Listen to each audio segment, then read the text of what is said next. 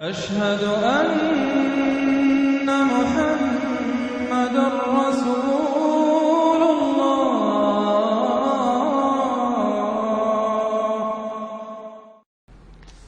اب آئیے سورہ مریم، بسم اللہ الرحمن الرحیم۔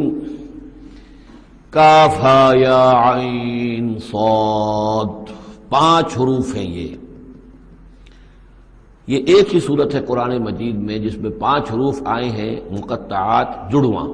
ایک صورت اور ہے سورہ شورا، اس میں 5 ہیں لیکن 2 علیحدہ لکھے جائیں گے، حامیم، اور ایک آیت بن جائے گی، عین سین قاف، یہ دوسری آیت ہے۔ یہاں یہ ایک ہی آیت اور جڑواں لکھے ہوئے حروف مقطعات 5 ہیں۔ ذکر رحمت ربک عبدہ زکریا، اب یہ وہی ساری چیزیں تقریباً آ رہی ہیں کہ جو ہم سورہ آل عمران میں پڑھ چکے ہیں، اور یہ اس زمانے میں نازل ہوئی جبکہ ابھی ہجرت حبشہ ہونے والی تھی اور مسلمان جا رہے تھے، اور وہاں پر وہ پوزیشن پیش آنے والی تھی کہ یہاں سے جب سفارت گئی ہے مکے کے قریش کے سرداروں کی، اور گئے تھے عمرو بن العاص گئے تھے جو بعد میں ایمان لے آئے، صحابی ہیں، وہ واپس لینے کے لیے کہ یہ ہمارے بگوڑے آ گئے، انہیں واپس کیجئے۔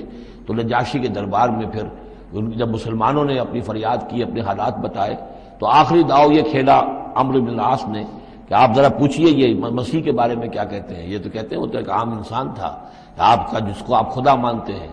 تو پھر نجاشی نے پوچھا کہ آپ لوگ کیا کہتے ہیں مسیح کے بارے میں، حضرت مسیح کے۔ تو پھر یہ آیات پڑھ کر جو ہے حضرت جعفر طیار رضی اللہ تعالیٰ عنہ، جعفر ابن ابی طالب، حضور کے چچا داد بھائی، ابو طالب کے بیٹے، حضرت علی کے بڑے بھائی حضرت جعفر ابی طالب بن ابی طالب، انہوں نے یہ آیات پڑھ کر سنائی۔ تو نجاشی نے کہا، تنکا اٹھایا کہ جو تم نے بیان کیا ہے حقیقت میں مسیح علیہ السلام اس سے ایک تنکا بھر بھی زائد نہیں ہے۔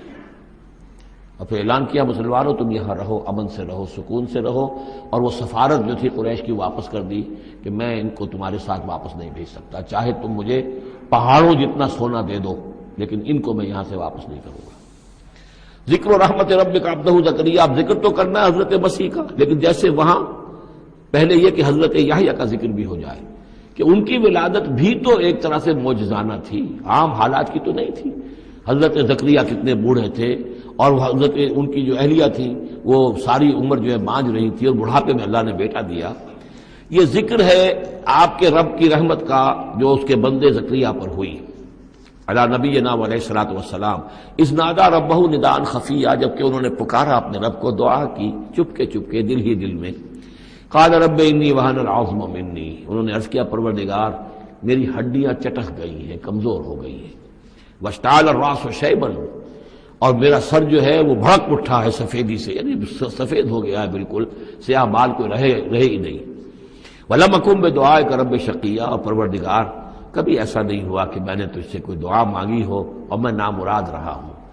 آج بڑی ہمت کر کے میں ایک دعا کر رہا ہوں جو عام حالات کے اعتبار سے تو پھر بڑی غیر معمولی دعا ہے۔ عام حالات دیکھیں، دنیاوی مسائل کو دیکھیں۔ وَإِنِّي خِفْتُ الْمَوَالِيَ مِن وَرَائِي، اور مجھے اندیشہ ہے اپنے بھائی بندوں سے، رشتہ داروں سے میرے بعد، یعنی یہ کہ اس ہیکل سلیمانی کی خدمت کرنے والا مجھے کوئی مناسب آدمی نظر نہیں آ رہا کہ جو اس میری گدی پر بیٹھ سکے، میرے اس منصب کو سنبھال سکے۔ انی خفت الموالی من ورائی وکانت امراتی عاقرا، اور میری بیوی بانجھ ہے۔ فہب لی من لدنک ولیا، تو مجھے خاص اپنے پاس سے کوئی ولی عطا کر۔ اب یہاں ولی کا لفظ کہا، کوئی میرا ساتھی ہو، کوئی ایسا ہو کہ جو میری ان چیزوں کا یرثنی ویرث من آل یعقوب، جو میری وراثت جو ہے روحانی وراثت اور دینی وراثت اس کو سنبھال سکے، اور میری کیا ہے یہ آل یعقوب کی وراثت ہے جو حضرت یعقوب علیہ السلام سے چلی آ رہی ہے، اس کا صحیح وارث بن سکے۔ وجعلہ رب رضیہ، اور پروردگار اسے تو بنائی ہو۔ رضی جو ہے یہ فعیل کے وزن پر ہے، راضی اور مرضی دونوں کے معنی میں آ جائے گا، وہ کہ جو راضی ہو اور جس کو راضی کر دیا گیا ہو۔ رضی اللہ عنہم ورضوا عنہ، وہ دونوں پہلو جو ہیں رضی کے اندر آ جائیں گے۔ انہیں جو اب یہ بشارت مل رہی، یا زکریا انا نبشرک بغلام اسمہ یحییٰ، اے زکریا ہم بشارت دیتے ہیں آپ کو ایک بیٹے کی، ایک لڑکے کی جن کا نام یحییٰ ہوگا۔ لم نجعل لہ من قبل سمیہ، ہم نے اس کا سا نام اس سے پہلے کسی کا نہیں رکھا، یا اس کی سی صفات اس سے پہلے کسی میں پیدا نہیں کی۔ یہ دونوں معنی ہو سکتے ہیں اس کے۔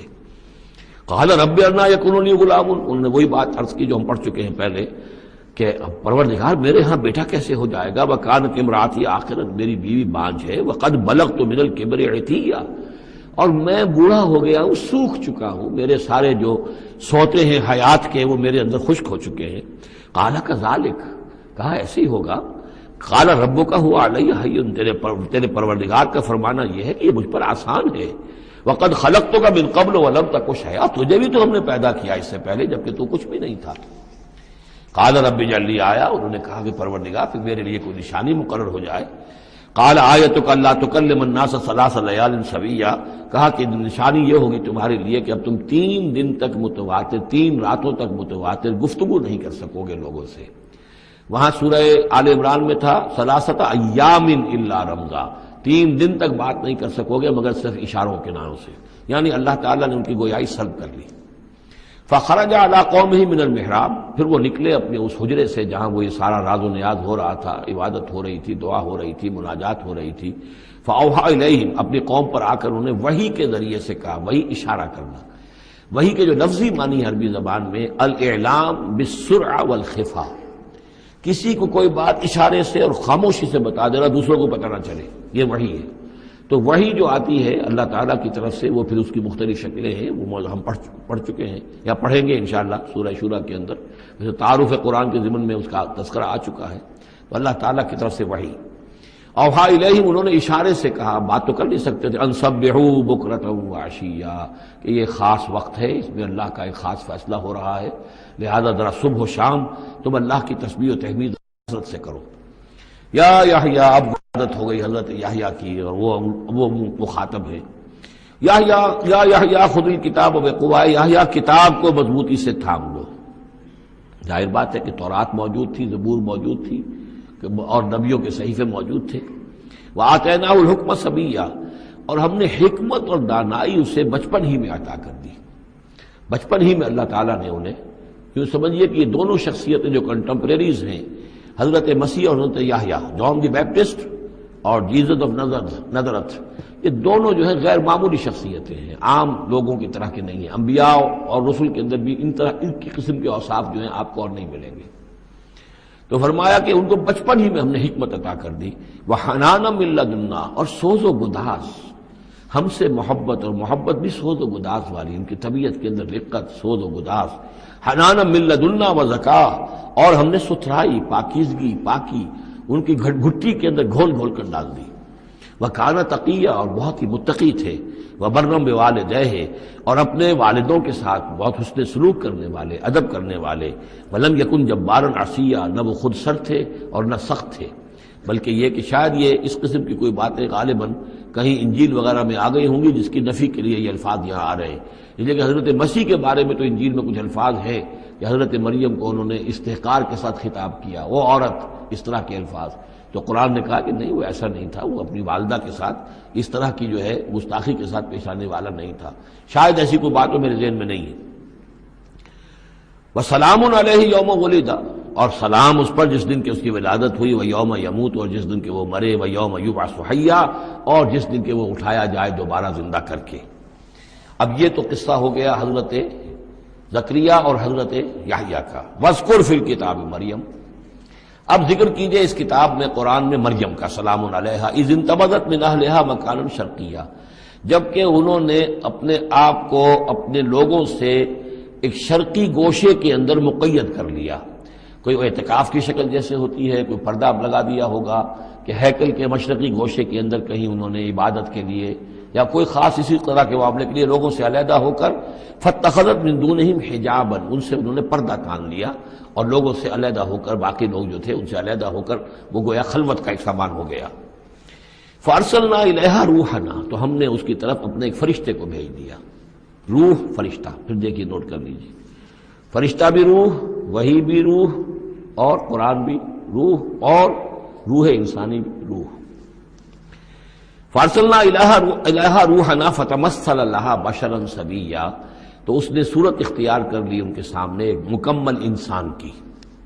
قالت انی اعوذ بالرحمن منک ان کنت تقیا، اب حضرت مریم سلام علیہا ایک دم دہشت زدہ ہو گئی، میں اللہ کی پناہ طلب کرتی ہوں تم سے، اگر تو واقعی کوئی تقی ہے، وہ نیک آدمی ہے، یعنی اس میری خلوت میں، میری علیحدگی کے اندر اس طرح اچانک تمہارا آ جانا، کوئی برا ارادہ تو نہیں ہے، کوئی نیت تمہاری خراب تو نہیں ہے. انی اعوذ بالرحمن منکا، میں پناہ پکڑتی ہوں رحمان کی تم سے، ان کنت تقیہ، اور اس میں اپیل بھی ہے اگر تم متقی ہو اور اللہ کے ڈرنے والے ہو تو کسی غلط قسم کا ارادہ نہ کرنا. قال انما انا رسول ربک، انہوں نے کہا نہیں میں انسان نہیں ہوں، میں تو آپ کے رب کی طرف سے بھیجا ہوا فرشتہ ہوں. لأہب لک غلاما زکیہ، اللہ تعالیٰ نے مجھے بھیجا ہے کہ آپ کے لیے ایک بہت ہی پاک اولاد جو ہے وہ میں آپ کو عطا کروں آپ کے لیے. قالت انا یکون لی غلام، حضرت مریم نے کہا میرے لیے بیٹا کیسے ہو جائے گا. ولم یمسسنی بشر، مجھے کسی مرد نے آج تک چھوا تک نہیں ہے. ولم اکو بغیہ، اور نہ میں کوئی آبرو باختہ عورت ہوں، میں کوئی اس طرح کی آوارہ عورت نہیں ہوں، نہ کسی مرد سے میرا کوئی معاملہ ہوا ہے. قال کذالک قال ربک هو علی ہین، ایسے ہی ہوگا بغیر کسی مرد کے اس کے تعلق کے اور بغیر کسی اور اس طرح کے معاملے کے اولاد آپ کے ہاں ہوگی، بیٹا ہوگا. قال ربک هو علی ہین، آپ کا رب فرماتا ہے کہ مجھ پر بڑا آسان ہے، میرے لیے کوئی بھاری بات نہیں ہے. وَلِنَجْعَلَهُ آیَةً لِلنَّاسِ، اور اس کو تو ہم بنانا چاہتے ہیں لوگوں کے لیے ایک نشانی. حضرت عیسیٰ کی ولادت معجزانہ، رفع سماوی معجزانہ، پھر بڑے بڑے معجزے جو ہیں، تو اس اعتبار سے واقعہ یہ ہے کہ ان کی شخصیت بہت ہی ایک یعنی غیر معمولی اور بہت ممیز شخصیت ہے. وَرَحْمَةً مِنَّا، انہیں ہم ذریعہ بنانا چاہتے ہیں اپنی رحمت کا. وَكَانَ أَمْرًا مَقْضِيًّا، اور یہ تو وہ کام ہے، یہ فیصلہ وہ ہے. كَانَ أَمْرًا مَقْضِيًّا، یہ طے شدہ ہے، اللہ کی طرف سے اس کا فیصلہ ہو چکا ہے. فَحَمَلَتْهُ، تو انہیں اس کا حمل ٹھہر گیا. فَأَنبَتَتْ بِهِ فَانْتَبَذَتْ بِهِ مَكَانًا قَصِيًّا، تو اب وہ اسے لے کر دور جگہ چلی گئی. یہ ہے بیت اللحم جو 8 میل کے فاصلے پر تھا اس ہیکل سلیمانی سے. وہاں علیحدگی میں، چونکہ اب ظاہر بات ہے کہ حمل بڑھے گا، اب لوگ کیا ہیں دیکھیں گے، کیا کریں گے. کسی جگہ پر انہوں نے تنہائی میں کسی جگہ جا کر اپنے آپ کو علیحدہ جو آئسولیٹ کر لیا، فانتبذت میں ہی آئسولیٹ کر لیا اپنے آپ کو. اب اس کو لے کر، اپنے حمل کو لے کر، فانتبذت به مکانا قصیا، ایک دور کی جگہ بعید مکان میں.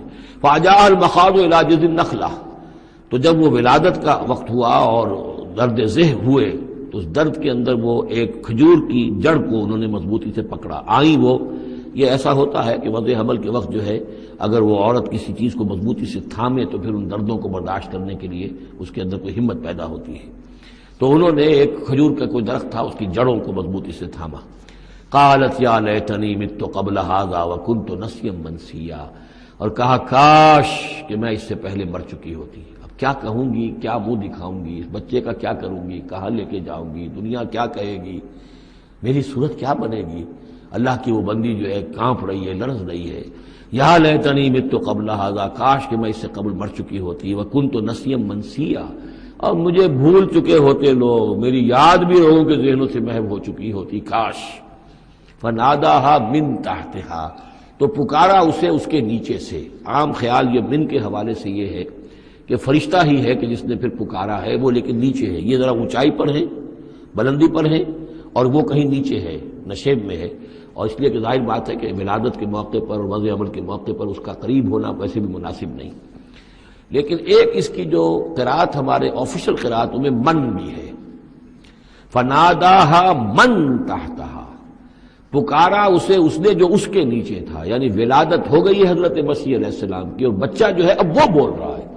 میں اس معنی کو زیادہ ترجیح دیتا ہوں، اس لیے کہ ظاہر بات ہے کہ اگر بچے نے اس وقت کلام نہ کیا ہوتا تو کیسے یقین آتا کہ حضرت مریم لے کر آتی اس بچے کو کہ بعد میں یہ بچہ بول پڑے گا. اللہ تعالیٰ نے وہاں اس بچے سے کلام کرا دیا ہے، انہوں نے دیکھ لیا ہے بچہ بول رہا ہے. تو بچے نے من تحتہا، یہ میرے نزدیک وہ قرات بھی وہ زیادہ صحیح ہے، اور ہے ہماری آفیشل قرات میں ہے یہ من تحتہا و من تحتہا. تو جو بھی تھا نیچے انہوں نے، اس نے کہا لا تحزنی، اگر واقعتاً یہ حضرت مسیح بچے وہی بچہ جو نو مولود ہے وہی بول رہا ہے تو گویا کہ لا تحزنی، امی جان آپ اس میں پریشان نہ ہو، غمگین نہ ہو. قد جعل ربک تحتک سریا، اور دیکھیے اب اللہ تعالیٰ نے آپ کے قدموں تلے ایک چشمہ نکال دیا ہے. وَحُزِّ إِلَيْكِ بِجِذِعِ النَّخْلَةِ، اور ذرا اسی درخت کے جو سوکھی جڑ درخت کی اس کو ذرا ہلائیے. تُسَاقِطْ عَلَيْكِ رُطْبًا جَنِيًّا، تو یہ تازہ اور بڑی تازہ جو ہیں پکی ہوئی کھجوریں آپ پر گریں گی. فکلی واشربی. اب یہ سارا معجزہ کو دیکھ رہی ہے، تب جرأت ہوئی ہے انہیں بچے کو لے کر آنے کی کہ بچہ بول بھی گیا ہے، اور اسی سوکھی ہوئی وہ کھجور کے جو ہے تنے میں سے کھجوریں جو ہے پکی ہوئی اور بڑی تعداد جو ہے وہ بھی گر رہی ہے، چشمہ بھی پانی کا نکل آیا ہے. فکلی واشربی، تو کھائیے اور پیئے، وقری عینا، اور اپنی آنکھیں ٹھنڈی کیجئے. فاما ترین من البشر احدا، تو پھر اگر آپ دیکھیں کسی انسان کو، کوئی انسان آپ کے سب سے پوچھے، فقولی، تو کہہ دیجئے انی نذرت للرحمن صوما فلن اکلم اليوم انسیا، میں نے تو رحمان کے لیے ایک روزے کی نظر مانی ہوئی تھی، میں نے روزہ رکھا ہوا، میں کسی انسان سے بات نہیں کر سکتی. وہاں کے ان کے ہاں روزے کے اندر کھانے پینے پر جو پابندی تھی جو ہمارے ہاں ہوتی ہے وہ بھی تھی، اس کے علاوہ بولنے پر، گفتگو پر بھی پابندی تھی. فأتت به قومها تحملہ، اب وہ آ گئی اس کو لے کر اپنی قوم کے پاس. اب ان کا حوصلہ ہے، انہوں نے وہ معجزہ دیکھ لیا ہے. یہ میری رائے ہے، واللہ عالم. عام طور پر اس کا تذکرہ نہیں ہے کہیں، اور یہ کہ من تحتہا میں سمجھا یہی گیا ہے کہ فرشتے ہی نے یہ سب سارا کلام کیا ہے. فاتت میں ہی قومها تحملہ، وہ اب آئیں اپنی قوم کے پاس اپنے بچے کو لیے ہوئے. قالوا یا مریم لقد جئت شیئا فریا، اب انہوں نے، اے مریم یہ تو تم بڑا طوفان لڑ لائی ہو، یہ کیا کر لائی ہو، یہ تمہارے ہاں تمہارے گود میں بچہ ہے، کس کا بچہ ہے؟ یا اخت ہارون، اے ہارون کی بہن. ہو سکتا ہے کہ ان کے ایک بھائی ہو ہارون نامی، اور ہو سکتا ہے کہ چونکہ حضرت ہارون کی نسل سے ہیں یہ، لہذا صرف ان کی طرف ایک نسبت دی ہو کہ تم سوچو کس جد امجد کی تم نسل سے ہو اور تم نے کس قدر یہ گری ہوئی حرکت کی ہے. یا اخت ہارون ما کان ابوک امرأ سوء وما کانت امک بغیہ، نہ تو تیرا والد جو ہے وہ کوئی برا انسان تھا اور نہ تیری والدہ جو ہے وہ کوئی بدکار عورت تھی، یہ تم کیا کر لائی ہو؟ فاشارت الیہ، تو حضرت مریم نے اشارہ کر دیا حضرت اس بچے کی طرف، عیسیٰ کی طرف. قالوا کیف نکلم من کان فی المہد صبیا، کہ کیسے ہم اس سے بات کریں، اس سے کیا پوچھیں، یہ ہمیں کیا بتائے گا، بچہ ہے پگھوڑوں میں یا گود کے اندر. قال انی عبد اللہ، اب وہ بچہ بولا، حضرت مسیح نے کہا میں اللہ کا بندہ ہوں. آتانی الکتاب، اللہ نے مجھے کتاب عطا کی ہے. وجعلنی نبیا، اور مجھے نبی بنایا ہے. وجعلنی مبارکا اینما کنت، اور مجھے مبارک بنایا ہے، بابرکت بنایا جہاں کہیں بھی میں ہوں گا. واوصانی بالصلاۃ والزکاۃ ما دمت حیا، اور مجھے تاکید کی ہے اللہ نے زکوٰۃ کی اور نماز کی جب تک میں زندہ رہوں. وبرا بوالدتی، اور میں اپنی والدہ کا فرما بردار ہوں، خدمت گزار ہوں. لم یجعلنی جبارا شقیا، اللہ تعالیٰ نے مجھے زبردست اور سخت تندخو نہیں بنایا ہے. والسلام علیہ، اور سلام ہے مجھ پر یوم ولدت، جس دن کہ مجھے جنا گیا، میری ولادت ہوئی. ویوم اموت، جس دن کہ میں مروں گا. ویوم ابعث حیا، اور جس دن کہ مجھے اٹھایا جائے گا زندہ کر کے. ذالک عیسی ابن مریم، یہ ہے عیسیٰ ابن مریم، یہ ہے حقیقت عیسیٰ ابن مریم کی علیہ الصلاۃ والسلام، علیہم الصلاۃ والسلام. قول الحق الذی فیہ یمترون، یہ ہے وہ قول حق، قول فیصل 100% درست جس کے بارے میں یہ جھگڑتے ہیں. ما کان للہ ان یتخذ من ولد سبحانہ، اللہ کے شان کے شایع نہیں ہے یہ کہ وہ کسی کو اپنا بیٹا بنائے، سبحانہ، وہ پاک ہے اس سے. اذا قضى امرا فانما يقول له كن فيكون، جب وہ کسی چیز کا فیصلہ کرتا ہے تو وہ کہتا ہے کہ ہو جا، وہ ہو جاتی ہے. یعنی جو باپ کا حصہ تھا ولادت مسیح میں، وہ اللہ تعالیٰ کے ایک حرف کن کے ذریعے سے پورا ہوا. اسی لیے یہ کلمہ ہے، اللہ کلمۃ منہ، اللہ کا خاص کلمہ ہے. باقی چیزیں جو ہے انسان کے ہاں جو بھی قانون و قاعدے کے مطابق، جو بھی بایولوجیکل جو طریقہ ہے اس کے مطابق ہو رہے ہیں، وہ چل رہا ہے. لیکن جہاں وہ ایک رکھنا ہے، وہاں اللہ کا ایک خصوصی کن جو ہے اس نے اس خلا کو پر کیا ہے. ان اللہ ربی و ربکم، اور یقینا اللہ ہی میرا بھی رب ہے اور تمہارا بھی رب ہے. فاعبدوہ، پس اسی کی بندگی کرو اور پرستش کرو. ھذا صراط مستقیم، یہی سیدھا راستہ ہے. فاختلف الاحزاب من بینہم، تو جماعتوں نے، گروہوں نے، فرقوں نے اپنے آپس میں اختلافات پیدا کر لیے، غلط باتیں جو ہے گھڑ لی. فویل للذین کفروا من مشہد یوم عظیم، تو ہلاکت اور بربادی اور تباہی ہے ان کافروں کے لیے اس دن کی پیشی، اس بڑے دن کی پیشی سے. اس بڑے دن جب پیش ہو یہ حقیقت کھل جائے گی، حضرت مسیح کی حقیقت بھی واضح ہو جائے گی، تو جو انہوں نے من گھڑت عقیدے بنا لیے تھے، جن لوگوں نے ان عقیدوں پر جان دی ہوگی، ان کے لیے پھر ہلاکت اور بربادی ہوگی. اسمع بہی وابصر، اس پیشی کے دن تو ان کی سماعت بھی کیا اچھی ہوگی اور آنکھیں بھی کتنی کھلی ہوں گی، ہر حقائق کو وہ دیکھ رہے ہوں گے، کیا ہی اچھا سن رہے ہوں گے اور کیا ہی اچھا دیکھ رہے ہوں گے۔ یوم یاتوننا، جس دن کہ وہ ہمارے پاس آئیں گے، لیکن الظالمون یوم فی ضلال مبین، لیکن آج یہ ظالم جو ہے کھلی گمراہی میں مبتلا ہیں۔ وانذرہم یوم الحسرۃ اذ قضی الامر، اور اے نبی ان کو خبردار کر دیجیے اس یوم الحسرت سے، وہ جو یوم قیامت ہے، حسرت کا دن ہے وہ، جس دن کے فیصلے کر دیے جائیں گے۔ وہم فی غفلۃ فہم لا یؤمنون، اور یہ غفلت کے اندر مبتلا ہیں اور ایمان نہیں لائیں گے۔ انا نحن نرث الارض ومن علیہا، ہم ہی یقیناً وارث ہوں گے زمین کے، سب ختم ہو جائیں گے، زمین اور اس کا سب کچھ جو کچھ ہے مال، اس کی وراثت ہمیں منتقل ہو جائے گی۔ وَإِلَيْنَا يُرْجَعُونَ، اور ہماری ہی طرف یہ لوٹائے جائیں گے۔ وَاذْكُرْ فِي الْكِتَابِ ابراہیم، اور ذرا تذکرہ کیجئے اس کتاب میں ابراہیم کا بھی۔ انہو کان صدیقا نبیّا، یقیناً وہ صدیق نبی تھے، اس کی اصل حقیقت پر کل گفتگو ہوگی۔ اذ قال لابیہ، یاد کرو جب کہ انہوں نے کہا اپنے والد سے، یا ابت، ابا جان، لما تعبد ما لا يسمع ولا يبصر، کیوں آپ پوچھتے ہیں، بندگی کرتے ہیں ایسی چیزوں کی جو نہ سن سکتے ہیں نہ دیکھ سکتے ہیں، ولا یغنی عنک شیئا، نہ آپ سے کسی چیز کو دور کر سکتے ہیں کہ آپ کے کچھ کام آ سکتے ہیں۔ یا ابت، ابا جان، یہ بہترین مقام ہے قرآن مجید کا کہ کوئی داعی، کوئی مبلغ، کوئی حق کی طرف بلانے والا اپنے بڑے کو، کسی بزرگ کو اگر بلا رہا ہو تو کس انداز میں بلائے گا؟ ظاہر بات ہے کہ اس کا ادب ملحوظ رکھتے ہوئے، یا ابت، یا ابت، ابا جان، ابا جان، اس انداز میں، لٹ مارنے کے انداز میں نہیں۔ یا ابت انی قد جاءنی من العلم ما لم یاتک، ابا جان میرے پاس وہ علم آیا ہے جو آپ کے پاس نہیں آیا تھا، میرے پاس وہی آئی ہے، اللہ نے مجھے حقائق سے واقف کیا ہے۔ فإما یأتینکم منی ھدی، میرے پاس وہ ہدایت آئی ہے، فاتبعنی، پس میری پیروی کیجیے، میرے پیچھے چلیے، میرا کہنا مانیے، اہدک صراطا سویا، میں آپ کو دکھاؤں گا سیدھا راستہ، رہنمائی کروں گا آپ کی سیدھی راستے کی طرف۔ یا ابت، ابا جان، لا تعبد الشیطان، دیکھیے شیطان کی بندگی نہ کیجیے، ان الشیطان کان للرحمن عصیا، یقیناً یہ شیطان جو ہے وہ رحمان کا باغی تھا، نافرمان تھا، اس نے سرکشی کی تھی۔ یا ابت انی اخاف ان یمسک عذاب من الرحمن، ابا جان مجھے بڑا اندیشہ ہے کہ آپ کو رحمان کی طرف سے کوئی عذاب آپ پر نہ آ جائے، آپ پکڑے آپ کو رحمان کی طرف سے کوئی عذاب۔ فتکون للشیطان ولیا، تو پھر آپ شیطان ہی کے ساتھی بن کر رہ جائیں۔ قال راغب انت عن آلہتی یا ابراہیم، کہاں یہ لجاجت ہے، کہاں یہ استدعاء کا انداز ہے، کہاں یہ فرعونی انداز میں کہا ہے باپ نے، اے ابراہیم کیا تم میرے آلہہ سے، میرے معبودوں سے کنارہ کشی کر رہے ہو؟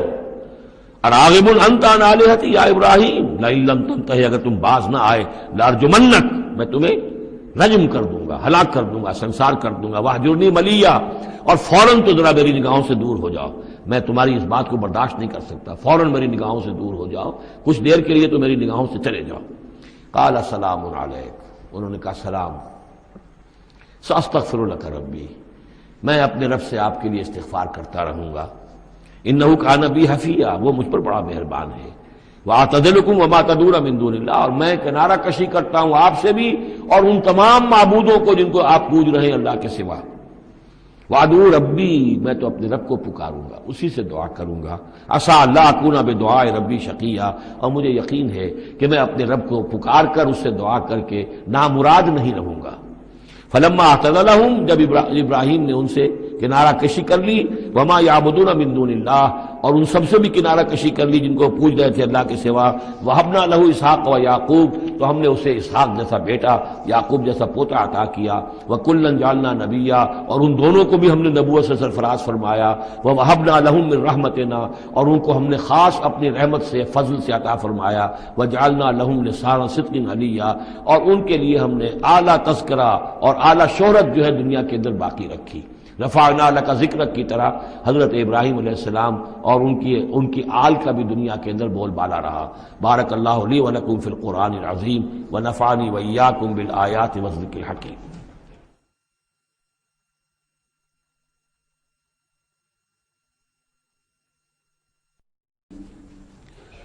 واذکر فی الکتاب موسیٰ انہ کان مخلصا وکان رسولا نبیا نادیناہ من جانب الطور الایمن وقربناہ نجیا ووہبنا لہ من رحمتنا اخاہ ہارون نبیا واذکر فی الکتاب اسماعیل انہ کان صادق الوعد وکان رسولا نبیا وَكَانَ يَأْمُرُ أَهْلَهُ بِالصَّلَاةِ وَالزَّكَاةِ وَكَانَ عِندَ رَبِّهِ مَرْضِيًّا وَاذْكُرْ فِي الْكِتَابِ إِدْرِيسَ إِنَّهُ كَانَ صِدِّيقًا نَبِيًّا وَرَفَعْنَاهُ مَكَانًا عَلِيًّا صدق اللہ العظیم۔ رب اشرح لي صدری ویسر لي امری واحلل عقدۃ من لسانی یفقهوا قولی۔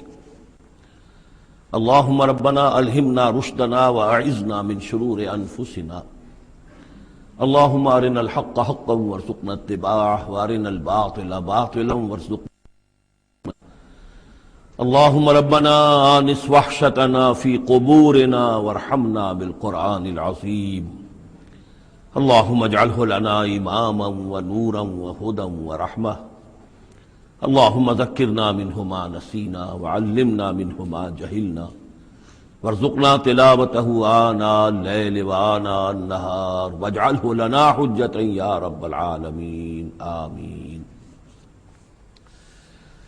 کل ہم نے سورہ مریم کا آغاز کر لیا تھا اور تقریباً نصف کا ہم ترجمہ کر چکے ہیں، لیکن یہ بات بیان ہونے سے رہ گئی کہ مکی اور مدنی صورتوں کے جس تیسرے گروپ میں اس وقت ہم ہیں، جس کی مکیات کا آغاز ہوا تھا سورہ یونس سے، تو اس میں 9 صورتیں ہم پڑھ چکے ہیں۔ جیسا کہ میں نے عرض کیا، وہ 9 صورتیں تین صورتوں کے سب گروپس کی شکل میں ہیں۔ ہر سب گروپ میں ایک جوڑا ہے جس کے اندر وہ نسبت زوجیت بتمام و کمال موجود ہے، اور ایک منفرد مزاج کی صورت ہے۔ سورہ یونس، سورہ ہود ایک جوڑے کی حیثیت سے، سورہ یوسف منفرد ہے، ایک ہی نبی کے حالات پر پوری صورت جو ہے وہ مشتمل ہے۔ پھر سورہ رعد اور سورہ ابراہیم یہ جوڑے کی شکل میں ہے۔ سورہ حجر یہ منفرد مزاج کی ہے، بلکہ اس پورے گروپ میں یہ اس اعتبار سے قدر مختلف نظر آتی ہے کہ اس کا انداز جو ہے وہ ابتدائی زمانے کی صورتوں کا ہے، مضامین کی مناسبت بھی انہی سے ہے۔ چھوٹی چھوٹی آیتیں ہیں، ردم جو ہے وہ بہت تیز ہے، صوتی آہنگ بہت نمایاں ہے، ڈیوائن میوزک جو ہے، جو ملکوتی غنا ہے، وہ اس میں بہت نمایاں ہے۔ پھر 3 صورتیں، سورہ نحل سب سے بڑی ہے اس سب گروپ میں، یہ منفرد مزاج کی ہے، لیکن اس کے بعد سورہ بنی اسرائیل اور سورہ کہف یہ ایک نہایت حسین و جمیل جوڑا ہے۔ اب پھر 3 صورتیں جو آ رہی ہیں، سورہ مریم، پھر سورہ طٰہٰ، سورہ انبیاء۔ یہاں بھی معاملہ وہی ہے کہ ان میں سے 2 صورتیں جو ہیں سورہ مریم اور سورہ انبیاء، ان میں بڑی گہری مشابہت ہے، اور یہ قصص النبیین کے انداز میں یہاں تذکرہ ہے انبیاء کرام کا، انباء الرسل کے انداز میں نہیں ہے۔ وہ جو انداز سورہ کہف، سورہ اعراف میں ہم نے دیکھا، سورہ ہود میں ہم نے دیکھا کہ رسول آئے، انہوں نے دعوت دی، قوم نے انکار کیا، قوم ہلاک کر دی گئی، یہ انداز جو انباء الرسل، ایام اللہ، اس کا نہیں ہے۔ لیکن یہ کہ ایک جو ہے اس سب گروپ میں منفرد صورت ہے، اور وہ ہے سورہ طٰہٰ۔ یہ اس اعتبار سے کہ تقریباً پوری ایک ہی رسول کے حالات پر مشتمل ہے، حضرت موسیٰ علیہ السلام۔ 8 میں سے 5 رکوع مسلسل جو ہیں وہ حضرت موسیٰ علیہ السلام کے حالات پر ہیں، اور ان کی ایک نسبت جو معنوی قائم ہو جاتی ہے اس سورہ مبارکہ کی سورہ یوسف کے ساتھ، وہ یہ ہے کہ تاریخی اعتبار سے ہمیں معلوم ہے کہ حضرت یوسف علیہ السلام کے زمانے میں بنی اسرائیل مصر میں جا کر آباد ہوئے، اور حضرت موسیٰ علیہ السلام کے ذریعے سے اللہ تعالیٰ نے انہیں پھر جو مصر میں فرعونیوں نے انہیں جو اپنا غلام بنا لیا تھا، اس غلامی سے نجات دلائی، اور وہ واپس مصر سے نکل کر پھر اپنے آبائی وطن جو ہے سمجھیے جو حضرت ابراہیم کا مسکن تھا یعنی فلسطین کی طرف روانہ ہوئے۔ تو ان میں بھی ایک نسبت قائم تو ہو جاتی ہے، لیکن وہ فاصلے سے ہے۔ سورہ مریم میں اور سورہ انبیاء میں آپ کو قصص النبیین کے انداز کا بات ملے گی، تو یہ آپ جب ہم پڑھیں گے تو بات نمایاں ہو جائے گی۔ البتہ ایک چیز کے لیے رات میں نے کہا تھا اس پر گفتگو کل ہوگی۔ سورہ مریم میں ہم نے اب تک جو پڑھا ہے، سب سے پہلے حضرت زکریا، حضرت یحییٰ کا تذکرہ ہوا پہلے رکوع میں۔ دوسرا رکوع بہت طویل ہے، اس میں حضرت مریم اور حضرت عیسیٰ کا سلام علیہم ان کا تذکرہ ہوا ہے۔ تیسرے رکوع میں پھر حضرت ابراہیم علیہ السلام کا، اور ان کے ساتھ ہی پھر حضرت اسحاق اور حضرت یعقوب کا تذکرہ ہوا ہے۔ حضرت ابراہیم کے بارے میں کہا گیا کہ انہ کان صدیقا نبیّا۔ اب یہ ایک نئی ترکیب ہے کہ جو پہلی مرتبہ قرآن مجید میں آئی ہے، اور میں نے اسی لیے آج جو ہے کئی آیات تلاوت کی ہیں اگلے رکوع کی، کہ آپ یہ دیکھ سکیں کہ 2 کے بارے میں آ رہا ہے رسول انبیاء، حضرت اسماعیل اور حضرت موسیٰ علیہ السلام رسول النبی، انہ کان رسول النبی، اور دو ہی کے بارے میں آیا انہ کان صدیق النبی، یعنی حضرت ابراہیم علیہ السلام اور حضرت ادریس علیہ السلام۔ تو اس میں فرق کیا ہے؟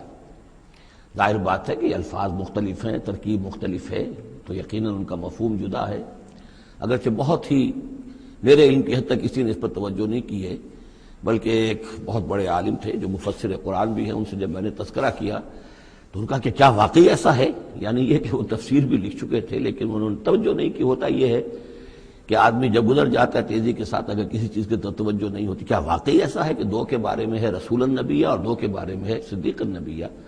تو میں نے ان سے سوال کیا تھا کہ اس میں پھر کیا فرق ہے؟ اس کے لیے میں چاہتا ہوں کہ جو جس حد تک کہ مجھ پر وہ بات اللہ تعالیٰ نے منکشف فرمائی ہے وہ آپ پر بھی میں آپ کے ساتھ بھی شیئر کروں۔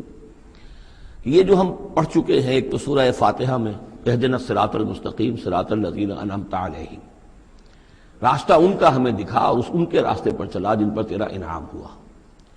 اس کی وضاحت سورہ نساء میں آئی، وَمَن يُطِعِ اللَّهَ وَالرَّسُولَ فَأُولَٰئِكَ مَعَ الَّذِينَ أَنْعَمَ اللَّهُ عَلَيْهِم مِّنَ النَّبِيِّينَ وَالصِّدِّيقِينَ وَالشُّهَدَاءِ وَالصَّالِحِينَ وَحَسُنَ أُولَٰئِكَ رَفِیقًا۔ یہ منعم علیہم جو ہیں، جن پر اللہ تعالیٰ کا انعام ہوا ہے، یہ جو جماعت ہے منعم علیہم کی، اس کے 4 درجات ہیں۔ اوپر سے چلیں گے تو انبیاء سب سے اوپر ہیں، پھر نیچے ان کے درجہ ہے صدیقین کا، پھر ان سے نیچے شہداء کا، اور پھر بیس لائن سمجھیے کہ وہ صالحین مومنین جو نیک دل مسلمان ہیں، مخلص ہیں، صادق القول ہیں، صادق الایمان ہیں، یہ گویا کہ بیس لائن ہے۔ نیچے سے چلیں گے تو اس بیس لائن سے اگر کوشش ترقی کرے گا تو پھر درجہ اس کے لیے کیا ہے؟ شہادت کا ہے، اس کے اوپر ایک درجہ صدیقیت کا ہے، اور یہ آخری درجہ ہے، اس لیے کہ اس سے آگے نبوت کا جو درجہ ہے وہ اکتسابی نہیں ہے، وہ تو وہبی ہے، اور وہ دروازہ بھی اب بند ہو چکا، وہ ہمیشہ کے لیے وہ آؤٹ آف باؤنڈز ہے اب نوع انسانی کے لیے، وہ نبوت کا دروازہ بند ہو چکا۔ اس صدیقین اور شہداء کے درمیان کیا فرق ہوتا ہے، اس کو اب سمجھ لینا چاہیے، اور اس کو جدید سائیکالوجی کی 2 اصطلاحات کے حوالے سے آپ بڑی آسانی سے سمجھ سکیں گے۔ اللہ تعالیٰ نے عام طور پر انسانوں کو 2 مختلف مزاجوں پر بنایا ہے، ایکسٹروورٹس، انٹروورٹس۔ کچھ لوگ ہوتے ہیں کہ جو باہر کی دنیا سے انہیں زیادہ دلچسپی ہوتی ہے، کچھ کھیل کود میں، سیر میں، باغ، یہ وہ، باہر کی دنیا سے ملنا جلنا، لوگوں سے ملیں گے، وہ پبلک میں ہوں گے، مجلس میں ہوں گے تو زیادہ چہکیں گے، زیادہ خوش ہوں گے۔ کچھ لوگ برعکس مزاج کے ہوتے ہیں، وہ درومبی قسم کے لوگ ہوتے ہیں، انٹروورٹس۔ وہ اپنے خیالات ہی میں مگن رہتے ہیں، غور و فکر کرتے ہیں، سوچ بچار کرتے ہیں، انہیں تنہائی زیادہ پسند ہوتی ہے، تنہائی میں وہ زیادہ خوش رہتے ہیں۔ تو یہ ایکسٹروورٹس اور انٹروورٹس 2 مزاج ہیں بنیادی طور پر، اللہ تعالیٰ نے بنائے ہیں مختلف مزاج جو ہیں۔ اور ایک ہوتی ہے تیسری ایک کیفیت کہ جس میں یہ دونوں چیزیں بڑے توازن کے ساتھ ہو، ایمبیورٹ۔ یہ بہت شاذ ہوتا ہے، بہت شاذ ہوتا ہے، بہت کم لوگ ہوتے ہیں دنیا میں کہ جو واقعتاً اس میں توازن قائم کر سکیں، یا ادھر کا رجحان ہوگا یا ادھر کا رجحان ہوگا۔ تو جو یہ انٹروورٹس ہوتے ہیں، جو غور و فکر کرتے رہتے ہیں، ان کے اندر جو ہے وہ یوں سمجھیے کہ فطرت کی جو اصل حقائق ہیں وہ کچھ زیادہ محفوظ رہتے ہیں ان کے غور و فکر کی وجہ سے۔ پھر وہ کائنات کے بارے میں بھی سوچتے ہیں، تو اس کائنات کی تمام آیات الہیہ بھی گویا کہ ان سے ہم کلام ہوتی ہیں، اشارے کرتی ہیں۔ یہ وہ لوگ ہوتے ہیں کہ جن تک گویا کہ وہ حقائق از خود روشن ہو چکے ہوتے ہیں ان تک، کہ جیسے ہم نے سورہ فاتحہ پڑھتے ہوئے کہا کہ کچھ لوگ ہوتے ہیں اپنی فطرت سلیمہ اور عقل سلیم کی رہنمائی میں یہاں تک تو پہنچ گئے کہ اللہ کو پہچان لیا، آخرت کو پہچان لیا، یہ بھی سمجھ لیا کہ اللہ ہی کی بندگی کرنی چاہیے، کیسے کریں یہ پتہ نہیں، اہدنا الصراط المستقیم، اب وہ راستہ مانگتے ہیں کہ ہمیں راستہ دکھا۔ یہ صدیقین ہوتے ہیں، اور ان کی شان یہ ہوتی ہے کہ جیسے ہی کسی نبی کی دعوت ان کے کان میں آتی ہے وہ ایسے لپک کر قبول کرتے ہیں کہ گویا کہ منتظر بیٹھے تھے، جیسے کوئی شخص وضو کر کے بیٹھا ہوا کہ بس اذان کی آواز آئے اور میں چلوں، اتنا ہی ہوتا ہے۔ اسی لیے حضور نے فرمایا ابو بکر رضی اللہ تعالیٰ عنہ کے بارے میں کہ میں نے جس کے سامنے بھی ایمان کی دعوت پیش کی اس نے کچھ نہ کچھ توقف ضرور کیا سوائے ابو بکر کے، ایک لحظے کا توقف نہیں کیا، گویا کہ وہ تو تیار بیٹھے ہوئے تھے۔ البتہ جو ایکسٹروورٹس ہوتے ہیں وہ چونکہ ان کی توجہ نہیں ہوتی حقائق کی طرف، وہ دنیا میں مگن ہیں، کھیل کود میں ہیں، شکار میں ہیں، کشتیوں میں ہیں، ہنسی مذاق میں ہیں، گفتگوؤں میں لگے ہوئے ہیں، تو انہیں کچھ زیادہ غور و فکر کی ان کے اندر جو ہے طبیعت کے اندر میلان نہیں ہوتا اس کا، لہذا انہیں دیر لگ جاتی ہے نبی کی دعوت کو سمجھنے میں، اس کی طرف متوجہ ہونے میں۔ لیکن یہ ہے کہ جب ان کا توجہ ہو جاتی ہوتی بھی عام طور پہ جذباتی انداز میں ہوتی ہے، لیکن جب ان کی توجہ ہو جائے جذباتی انداز میں تو پھر یہ ہے کہ وہ چونکہ ہوتے ہیں ایکٹیو زیادہ ہوتے ہیں، لہذا وہ اپنی فعالیت کی وجہ سے آگے نکل جاتے ہیں، بظاہر وہ صدیقین سے آگے نکل جائیں گے فعالیت کی وجہ سے، اس لیے کہ وہ فعال زیادہ ہیں۔ اب اس کی مثال حضرت عمر ہے، حضرت حمزہ ہے رضی اللہ تعالی عنہما۔ 6 سال لگ گئے۔ حضرت عمر کے بارے میں تو آپ کہہ سکتے ہیں کہ سب کوئی گھرانہ مختلف تھا، وہ بنو عدی میں سے تھے، حضور بنو ہاشم میں سے تھے، لیکن حضرت حمزہ کو کیوں دیر لگ گئی؟ 6 سال۔ سگے چچا ہیں، دودھ شریک بھائی ہیں، ساتھ کے کھیلے ہم جولی ہیں، نہایت محبت کرنے والے حضور سے، اور اسی کیفیت کے اندر وہ ایمان لائے ہیں۔ ایک روز آئے باہر سے، شکار کھیل کر آ رہے تھے، کئی دن باہر رہے تھے، واپس آئے تو ابھی گھر میں داخل نہیں ہوئے تھے، لونڈی نے کہا کہ آج تو ابو جہل نے بڑی گستاخی کی ہے آپ کے بھتیجے کے ساتھ، اور بس یہ سنتے ہی آگ بگولا ہو کر گئے ہیں، کمان جا کے ماری ابو جہل کے سر میں کہ تم نے یہ کیا ہے، اور اسی وقت کہا اچھا میں اس پر ایمان لایا، آؤ کرو مقابلہ تم۔ یہ ان کے ایمان کا معاملہ ہے۔ تو یہ حمزہ ہے، اس طرح حضرت عمر ہے، چلے تھے حضور کو قتل کرنے کے ارادے سے، لیکن اپنی بہن کے اندر جو دیکھی، اس کے اندر یہ کہاں سے اتنی استقامت آ گئی کہ بھائی جان چاہے آپ ہمیں قتل کر دیں، جان سے مار دیں، لیکن اب یہ جو دین ہم نے قبول کیا اس کو ہم چھوڑنے والے نہیں ہیں۔ بہنوئی کو تو مار مار کے لہو لہان کر دیا تھا سعید ابن زید کو، بہن کو بھی مارا ہے، لیکن پھر اچانک بدل گئے۔ پھر وہی عمر جو ہے جو تلوار ننگی لے کے چلا تھا قتل کرنے کے ارادے سے، گردن میں تلوار حمائل کیے ہوئے، جیسے غلام ہوتے ہیں، ان کے ہاں غلاموں کا رواج یہ تھا، ان کی تلواریں گردنوں میں حمائل ہوتی تھی، وہ آ رہا ہے اور ایمان لا رہا ہے۔ تو یہ ہے شہداء، صدیقین اور شہداء۔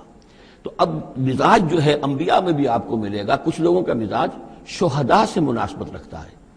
حضرت اسماعیل کا آپ نے سنا ہوگا، یہ واقعات قصوں میں آتے ہیں، وہ شکار جیسے کہ حضرت حمزہ کی کیفیت ہے، وہ نکل جاتے تھے۔ حضرت ابراہیم 2 مرتبہ گئے ہیں، ملاقات ہی نہیں ہوئی، اس لیے کہ وہ اپنے شکار پر نکلے ہوئے تھے۔ اس طرح کا معاملہ حضرت اسماعیل کا تھا۔ حضرت موسیٰ بھی جلالی مزاج کے آدمی تھے، ایک آدمی کو مکہ مارا ہے اور اس کی جان نکال دی ہے۔ حضرت ابراہیم وہ دوسری قسم، وہ صدیق النبی، ان کے مزاج جو ہے وہ اس نوعیت کا، صدیقیت کے ساتھ مناسبت رکھنے والا۔ تو نبوت تو ان کو بھی ملی، نبوت ان کو بھی ملی، لیکن مزاجی فرق کی وجہ سے ایک صدیق نبی ہے اور ایک رسول نبی ہے، اس لیے کہ رسول کے ساتھ جو لفظ مناسبت رکھتا ہے وہ شہادت ہے۔ تمام رسول شاہد بنا کر بھیجے گئے ہیں۔ یہ جو کار رسالت ہے، تبلیغ اور اتمام حجت، اس کے اندر تو عمل کا پہلو زیادہ ہے، اور اس میں پھر شہداء زیادہ نمایاں ہوتے ہیں۔ تو رسولوں کے لیے تو ہے ہی یہ، یا ایھا النبی انا ارسلناک شاہدا ومبشرا ونذیرا وداعیا الی اللہ باذنہ وسراجا منیرا، اور جیسے کہ ہم نے پڑھا وکیف اذا جئنا من کل امۃ بشہید، تو رسولوں کے ساتھ مناسبت لفظ کی جو ہے وہ شہادت کی ہے۔ تو گویا کہ شہداء کا مزاج رکھنے والے جو نبی ملے وہ رسول النبی ہیں، اور صدیقیت کا مزاج رکھنے والے جن کو نبوت مل گئی وہ صدیق نبی ہیں۔ تو حضرت ابراہیم انہ کان صدیقا نبیا، وہ تو ہم پڑھ چکے تھے، اب آگے چلیے۔ ابھی اس موضوع پر مزید گفتگو سورہ حدید میں چل کر ہوگی۔ اولئک ھم الصدیقون والشہداء عند ربہم، اس کے جو دوسرے رکوع کے آخر میں یہ آیت آئی ہے، تو وہاں جا کر انشاءاللہ اس کے سلسلے میں مزید کچھ گفتگو ہوگی۔ وَاذْكُرْ فِي الْكِتَابِ موسیٰ، اور کتاب میں تذکرہ کیجئے موسیٰ کا، انہ کان مخلصا، یقیناً ہم نے اسے خاص اپنا بنا لیا تھا۔ اس کی تفسیر آگے آ جائے گی سورہ طٰہٰ کے اندر۔ وَكَانَ رَسُولًا نَبِيًّا، اور وہ رسول نبی تھے۔ وَنَادَيْنَاهُ مِن جَانِبِ الطُّورِ الْأَيْمَنِ، اور ہم نے اس کو پکارا، اس سے بات کی، اس کو بلایا طور پہاڑ کے داہنی جانب سے۔ وَقَرَّبْنَاهُ نَجِيًّا، اسے قریب ہم نے بلایا سرگوشی کے لیے۔ وَوَهَبْنَا لَهُ مِن رَحْمَتِنَا أَخَاهُ هَارُونَ نَبِيًّا، اور ہم نے اسے اپنی رحمت سے اس کو یہ مقام بھی عطا کیا کہ اس کے بھائی ہارون کو بھی نبوت عطا کر دی، چونکہ یہ درخواست کی تھی حضرت موسیٰ علیہ السلام نے، وہ اگلی صورت میں آ جائے گا۔ وَاذْكُرْ فِي الْكِتَابِ اسماعیل، اور ذرا تذکرہ کیجئے کتاب میں اسماعیل کا بھی، انہ کان صادق الوعد، یقیناً وہ بڑے وعدے کے سچے تھے۔ اور خاص طور پر اشارہ ہو رہا ہے اتنا بڑا وعدہ جو حضرت ابراہیم سے اپنے والد سے انہوں نے کیا تھا کہ یا ابت افعل ما تؤمر ستجدنی انشاءاللہ صابرا، ابا جان کر گزریے جو بھی آپ کو اللہ کی طرف سے حکم آ رہا ہے، مجھے ذبح کرنے کا حکم ہے، ذبح کر دیجئے، انشاءاللہ آپ مجھے صابر پائیں گے۔ تو وہ آخری وقت تک انہوں نے اپنے اس وعدے کو نبھایا اور گردن جو ہے رکھ دی کہ چلائیے چھری۔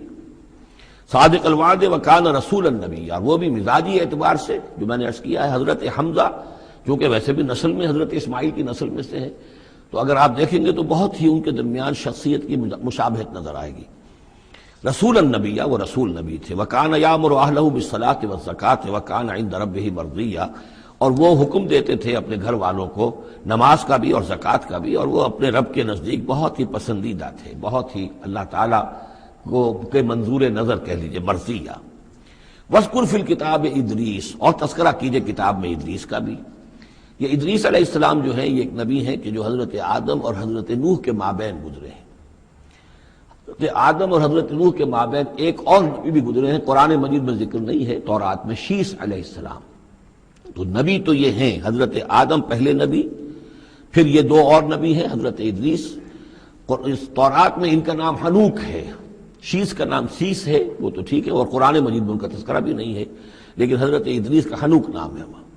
لیکن یہ کہ یہ دونوں ہیں درمیان میں حضرت آدم اور حضرت نوح علیہ السلام، پہلے رسول حضرت نوح علیہ السلام ہے، یہ دونوں نبی ہیں صرف۔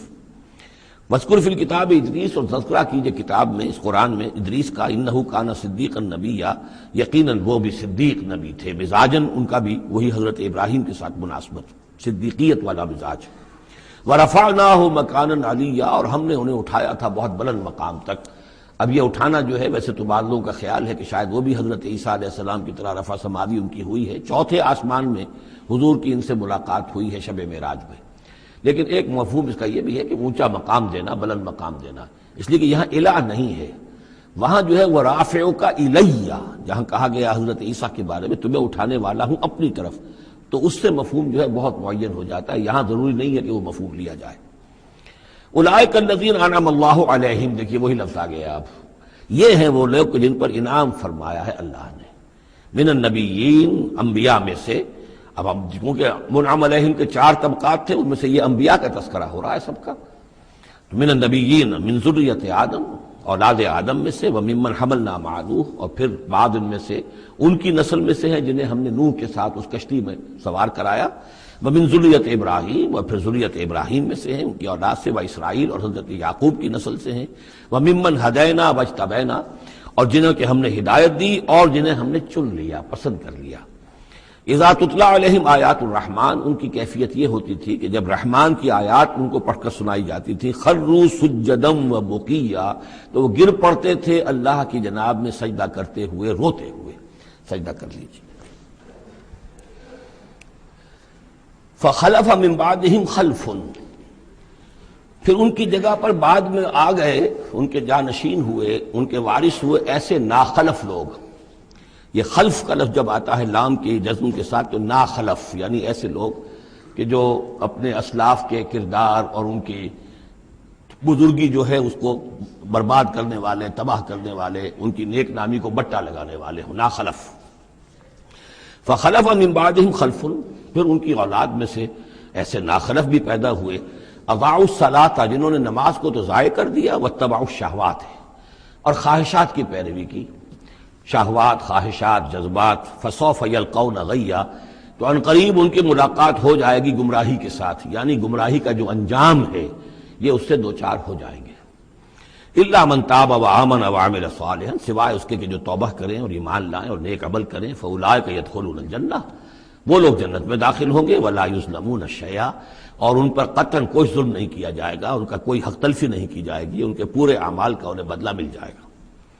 جنات عدن التی وعد الرحمن وعبادہ بالغیب، یعنی ان کو کیا ملے گا؟ وہ باغات، ریزیڈینشل گارڈن، بسنے والے باغات، رہنے والے باغات، جن کا کہ وعدہ کیا تھا رحمان نے اپنے بندوں سے غیب میں، یعنی ظاہر بات ہے قرآن مجید میں وعدہ ہو رہا ہے تو ابھی نہ وہ جنت ہمارے سامنے ہے، نہ خود اللہ تعالیٰ جو ہے رو در رو ہمارے سامنے ہے، ہم ایمان لا رہے ہیں اس پر غیب میں، یؤمنون بالغیب۔ انہ کان وعدہ ماتیا، یقیناً اس کا وعدہ جو ہے وہ تو پورا ہونے والا ہی ہے، اس کو تو وقت پر پہنچنا ہی ہے، اب وہ اپنی جگہ پر پختہ ثابت ہوگا۔ لا یسمعون فیہا لغوا الا سلاما، وہ نہیں سنیں گے اس میں کوئی لغو بات، بس صرف سلام ہی سلام، ہر طرف سے فرشتے آ رہے ہیں تو سلام، قیلا سلاما سلاما۔ ولہم رزقہم فیہا بکرۃ وعشیا، اور ان کے لیے ان کا رزق ہوگا اس میں صبح بھی اور شام کو بھی۔ تلک الجنت التی نورث من عبادنا من کان تقیا، یہ ہے وہ جنت جس کو کہ ہم، جس کے وارث بنائیں گے ہم اپنے بندوں میں سے ان کو کہ جو متقی ہوں گے، خدا ترس ہوں گے، اللہ سے ڈرنے والے ہوں گے۔ وما نتنزل الا بامر ربک، اور اے نبی ہم نہیں نازل ہوتے مگر آپ کے رب کے حکم سے۔ لہ ما بین ایدینا وما خلفنا وما بین ذلک وما کان ربک نسیا، اسی کے اختیار میں ہے جو کچھ ہمارے سامنے ہے اور جو کچھ ہمارے پیچھے ہے اور جو ان دونوں کے مابین ہے، اور اے نبی آپ کا رب بھولنے والا نہیں ہے۔ یہ بہت اہم مضمون ہے، اور در حقیقت ایک مضمون کا یوں سمجھیے کہ سلسلہ شروع ہو رہا ہے جس کی پہلی کڑی یہ ہے۔ اس کو یوں سمجھیے کہ حضور صلی اللہ علیہ وسلم کو جو قرآن مجید سے شغف تھا اور محبت تھی اور شوق تھا آپ کا، تو جو وقفہ پڑ جاتا تھا وہی میں، وہ آپ پر بڑا شاخ گزرتا تھا۔ آپ چاہتے تھے کہ وہی جلدی جلدی آئے تاکہ آپ اس سے اور اپنے وجود پرنور کو مزید منور کریں۔ آپ جو ہے قرآن مجید سے جو آپ کو عشق تھا اس کے بنا پر اس میں آپ کو اجلت رہتی تھی کہ جلدی آئے قرآن۔ تو اس حوالے سے آپ نے حضرت جبرائیل سے شکوہ کیا کہ آپ وقفے وقفے سے آتے ہیں، ہم انتظار کرتے رہتے ہیں۔ اس کا یہ جواب ہے جو جہاں دیا جا رہا ہے، وَمَا نَتَنَزَّلُ إِلَّا بِأَمْرِ رَبِّكَ، اے نبی ہم اپنی مرضی سے نہیں نازل ہو سکتے، ہم نہیں نازل ہوتے مگر آپ کے رب کے حکم سے۔ لہو ما بین ایدینا، یہ بہت ہی یعنی یوں سمجھیے کہ گہرے الفاظ ہیں۔ لہو ما بین ایدینا وما خلفنا، جو ہمارے آگے ہے اس کا اختیار بھی اللہ ہی کا ہے، جو ہمارے پیچھے ہے اس کا اختیار بھی اللہ ہی کا ہے۔ وما بینہما وما بین ذالک، آگے اور پیچھے کے مابین کون ہے پھر؟ ہم، میں، میرا وجود، میرے آگے میرے پیچھے، اور ان دونوں کے درمیان کون ہے؟ میں گویا کہ بالکلیہ اللہ تعالیٰ کے حکم کے تابع ہوں۔ فرشتے کی یہی شان ہے کہ فرشتہ جو ہے یفعلون ما یؤمرون، جو حکم ملتا ہے، لا یعصون اللہ ما امرہم، ان کا معاملہ یہ ہے کہ جو بھی اللہ کا حکم ہے گویا کہ وہ تو اس سے سرتابی نہیں کرتے، سرے منہ اس میں فرق نہیں ڈالتے۔ وما نتنزل الا بامر ربک، ہم نہیں اترتے یا اتر سکتے مگر آپ کے رب کے حکم سے، جب اسی کی مصلحت اور اسی کی مشیت ہوتی ہے وہ وحی دے کر ہمیں بھیجتا ہے۔ لہو ما بین ایدینا وما خلفنا وما بین ذالک وما کان ربک نسیا، اور اے نبی یہ جو کچھ تاخیر ہو جاتی ہے کسی بھول کی وجہ سے نہیں ہے کہ اللہ کو کوئی نسیان لاحق ہو گیا ہے تو تھوڑی دیر کے لیے توجہ کہیں اور ہو گئی ہے، معاذ اللہ، تیرا رب جو ہے بھولنے والا نہیں ہے، بلکہ یہ حکمت کے تحت ہے، اللہ تعالیٰ کی مشیت یہ ہے۔ کذالک لنثبت بہ فؤادک رتل اللہ ترتیلا، وہ جو ہم پڑھ چکے سورہ بنی اسرائیل میں بھی، وقرآنا فرقناہ لتقرأہ علی الناس علی مکث ونزلناہ تنزیلا، یہ ہماری حکمت ہے کہ ذرا وقفے وقفے سے آپ یہ قرآن لوگوں کو پڑھ کر سنائیں۔ رب السماوات والارض، وہ رب ہے آسمانوں کا اور زمین کا، وما بینہما، اور جو ان دونوں کے مابین ہے، فاعبدہ، پس اسی کی بندگی اور پرستش کیجئے، واصطبر علیہ لعبادتہ، اور اس کی عبادت کے اوپر پوری طرح جمے رہیے، صبر کیجئے۔ ہل تعلم لہ سمیہ، تو کیا تم جانتے ہو کہ اس کی سی شان کا کوئی اور بھی کوئی اور ہستی ہے؟ ظاہر بات ہے جو شان اللہ کی ہے اس کی سی شان رکھنے والی کوئی اور ہستی کائنات میں موجود نہیں۔ وَيَقُولُ الْإِنسَانُ وَإِذَا مَا مِتُّ لَسَوْفَ أُخْرَجُ حَيًّا، اور یہ انسان کہتا ہے حیران ہو کر، کیا میں جب مر جاؤں گا تو پھر مجھے زندہ کر کے اٹھا لیا جائے گا؟ یعنی یہ وہ لوگ ان میں سے کہ جو بعث بعد الموت کے منکر تھے۔ میں نے بارہا آپ کو بتایا کہ اکثر و بیشتر تو وہ مانتے تھے، لیکن وہ کہتے تھے کہ وہاں ہمیں چھڑانے والے ہیں، ہمارے شفعاء ہیں، ہؤلاء شفعاؤنا عند اللہ، تو بعث بعد الموت کے وہ منکر نہیں تھے، لیکن ایک طبقہ ان میں ایسے لوگوں کا بھی تھا۔ اب یہ ان کی بات ہو رہی ہے۔ وَيَقُولُ الْإِنسَانُ وَإِذَا مَا مِتُّ لَسَوْفَ أُخْرَجُ حَيًّا، کہ جب میں مر جاؤں گا پھر مجھے دوبارہ اٹھا لیا جائے گا اور نکال دیا جائے گا۔ اولا یذکر الانسان، تو کیا اس انسان کو یہ یاد نہیں ہے، انا خلقناہ من قبل ولم یک شیئا، کہ وہ کچھ بھی نہیں تھا اور ہم نے اسے پیدا کیا ہے، تو کیا مشکل ہے ہمارے لیے دوبارہ اس کو پیدا کر دینا؟ کیا تھا وہ پہلے، اس کی کیا حقیقت تھی؟ یعنی جہاں سے ہم اپنے آپ کو جانتے ہیں وہ بھی ظاہر بات ہے کہ ایک نطفہ ایک ہے، اس سے ہمارا آغاز ہوا، یہ تو سبھی جانتے ہیں نا۔ تو اس سے اللہ تعالیٰ نے اگر انسان بنا دیا ہے تو کیا اللہ تعالیٰ دوبارہ تمہیں پیدا نہیں کر سکتا؟ فَوَرَبِّكَ، تو قسم ہے تیرے رب کی، لَنَحْشُرَنَّهُمْ وَالشَّيَاطِينَ، ہم جمع کریں گے ان سب کو بھی اور تمام شیطانوں کو، ثُمَّ لَنُحْضِرَنَّهُمْ حَوْلَ جَهَنَّمَ جِثِيًّا، اور پھر ہم سب کو جمع کر لیں گے جہنم کے گرد کہ یہ اپنے گھٹنوں کے بل گرے ہوئے ہوں گے۔ ثُمَّ لَنَنزِعَنَّ مِن كُلِّ شِيَّةٍ أَيُّهُمْ أَشَدُّ عَلَى الرَّحْمَٰنِ عِتِيًّا، پھر ہم ہر گروہ میں سے، ہر قوم میں سے پھر نکالیں گے کون ہیں وہ جو سب سے زیادہ اکڑنے والے تھے رحمان کے مقابلے میں۔ بلاؤ ادھر سے ابو جہل کو اور بلاؤ ادھر سے عقبہ ابن ابی معیط کو، ہر گروہ میں سے جو سب سے زیادہ اللہ کا کی اس کے ساتھ گستاخی کرنے والا اور سب سے زیادہ تکبر کرنے والا تھا، پھر اس کو آگے نکال کر نمایاں کیا جائے گا۔ ثم لنحن اعلم بالذین هم اولی بها صلیہ، پھر ہم خوب جانتے ہیں ان لوگوں کو کہ جو بہت زیادہ قابل ہوں گے اور سب سے پہلے داخل ہونے والے ہوں گے اس جہنم کے اندر۔ وَإِن مِّنكُمْ إِلَّا وَارِدُهَا، کان علی ربک حتما مقضیا، اور تم میں سے کوئی بھی نہیں ہے مگر یہ کہ اسے ایک مرتبہ جہنم پر آنا ہوگا، یہ فیصلہ ہے تیرے رب کا حتمی، طے شدہ، حتمن مقضیہ۔ اس کا جو مفہوم سمجھا گیا میں اسے اتفاق کرتا ہوں کہ اصل میں وہ پل صراط جس کا تذکرہ جو ہے آئے گا سورہ حدید میں بھی اور پھر سورہ تحریم میں بھی، جس کو ہم پل صراط کہہ دیتے ہیں، الصراط ہے وہ، یہی صراط مستقیم جس پر ہم چل رہے ہیں، یہ عالم برزخ کے اندر جا کر اور قیامت کے دن جو ہے یہی پل صراط بن جائے گا اور یہ جہنم کے اوپر ہوگا، گویا کہ اس پر سے گزر کر لوگ داخل ہوں گے جنت کے اندر، تاکہ مشاہدہ کر لیں کہ اللہ تعالیٰ نے کس چیز سے ہمیں بچایا ہے، اور وہاں پر جو جہنمی ہیں وہ ٹھوکریں کھا کھا کر اس میں گرتے جائیں گے چونکہ ان کے پاس روشنی نہیں ہوگی۔ یہ مضمون جو ہے کھل کر آئے گا سورہ حدید میں اور سورہ تحریم میں۔ تو یہ فرمایا کہ آنا تو ہر ایک کو پڑے گا، ہر انسان کا گزر اس پر ہوگا، تاکہ اور اس میں یہ کہ یقیناً جو بچا لیے جائیں گے ان کے دل میں کس قدر اللہ تعالیٰ کی کہ اس رحمت کا اور مغفرت کی قدر کتنی ہوگی کہ اللہ نے ہمیں کس انجام سے بچایا ہے۔ وَإِن مِّنكُمْ إِلَّا وَارِدُهَا كَانَ عَلَىٰ رَبِّكَ حَتْمًا مَّقْضِيًّا ثُمَّ نُنَجِّي الَّذِينَ اتَّقَوْا، پھر وہاں سے ہم نجات دے دیں گے، بچا کر لے جائیں گے ان لوگوں کو جنہوں نے کہ تقویٰ کی روش اختیار کی تھی دنیا میں، وَنَذَرُ الظَّالِمِينَ فِيهَا جِثِيًّا، اور چھوڑ دیں گے ظالموں کو اسی میں پڑے ہوئے، وہ وہاں پر پڑے جائیں گے، گرتے جائیں گے، اور اہل ایمان اور اہل تقویٰ نکل جائیں گے۔ وَإِذَا تُتْلَىٰ عَلَيْهِمْ آيَاتُنَا بَيِّنَاتٍ، اور جب انہیں ہماری روشن آیات پڑھ کر سنائی جاتی ہیں، قَالَ الَّذِينَ كَفَرُوا لِلَّذِينَ آمَنُوا، تو کہتے ہیں یہ کافر لوگ اہل ایمان سے، اَيُّ الْفَرِيقَيْنِ خَيْرٌ مَّقَامًا وَأَحْسَنُ نَدِيًّا،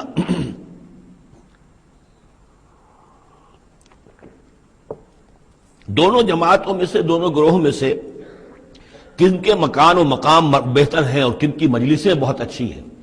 یعنی اے مسلمانوں دیکھو، تم اور تمہارے رسول محمد صلی اللہ علیہ وسلم اور ان کے گرد جو لوگ بیٹھے ہوتے ہیں، نہ ان کے پاس دنیاوی دولت ہے، نہ حیثیت ہے، نہ وجاہت ہے، ایک ہم ہیں۔ دیکھو ذرا ابو جہل کی مجلس جا کے دیکھو کتنی آباد ہے، بڑے بڑے چودھری لوگ آ کر اس کے پاس بیٹھتے ہیں۔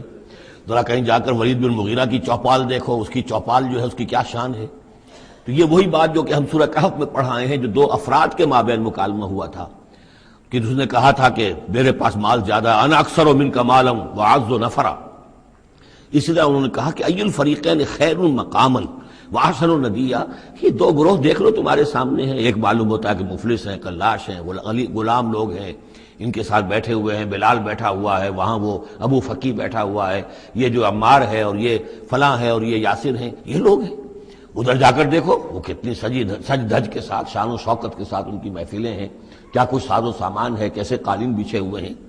ای الفریقین خیر مقاما واحسن ندیا وکم اہلکنا قبلہم من قرن، اور ہم نے ان سے پہلے کتنی ہی قوموں کو ہلاک کیا ہے، ہم احسن و اساسا وریا، وہ ان سے بھی کہیں بڑھ کر تھے اپنے اساس البیت، اساس جس کو ہم اساسہ کہتے ہیں، ساز و سامان میں اور نام و نمود میں، شان و شوکت میں، ریا، ان کی شان و شوکت ان سے بھی کہیں بڑھ کر تھی، اور وہ ہلاک ہوئے۔ قوم عاد اور قوم سمود یہ سب کا، اور قوم شعیب۔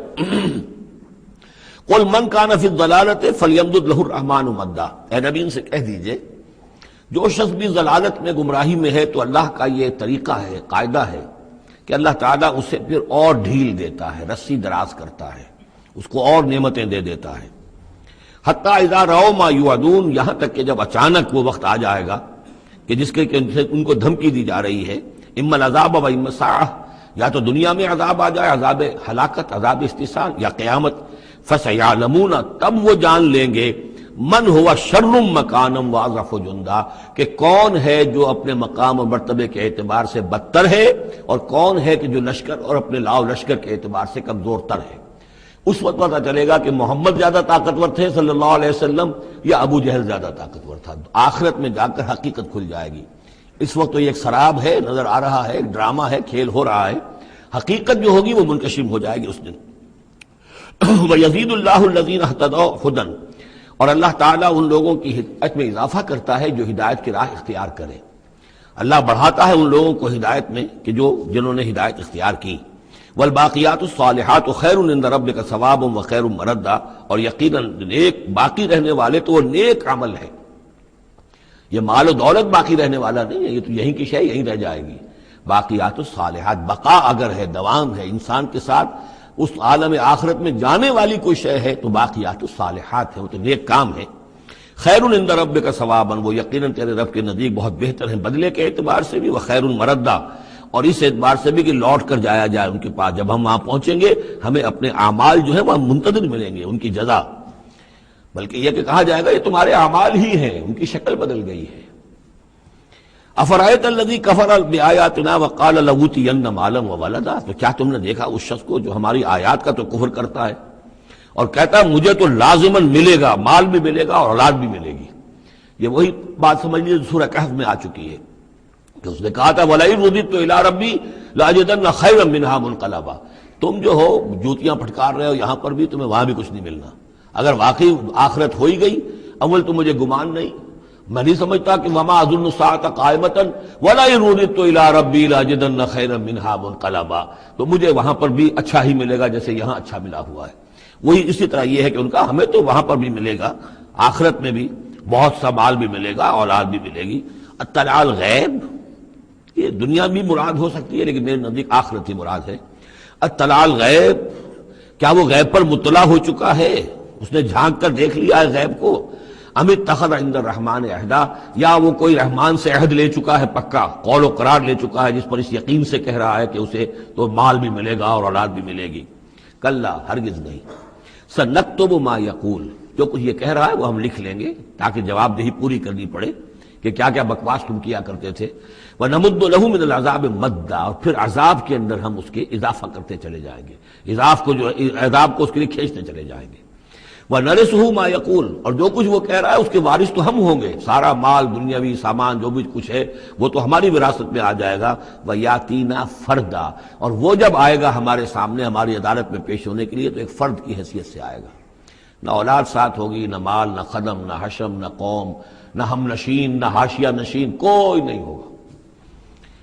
وَاتَّخَذُوا مِن دُونِ اللَّهِ آلِهَةً، انہوں نے اللہ کے سوا کو اختیار کر لیے ہیں اپنے معبود، لِيَكُونُوا لَهُمْ عِزًّا، تاکہ وہ ان کے مددگار بنے، ان کے لیے سہارا بنے، پشت پناہ بنے، اللہ کے ہاں انہیں کو چھڑا سکے عذاب سے۔ کلا، ہرگز نہیں۔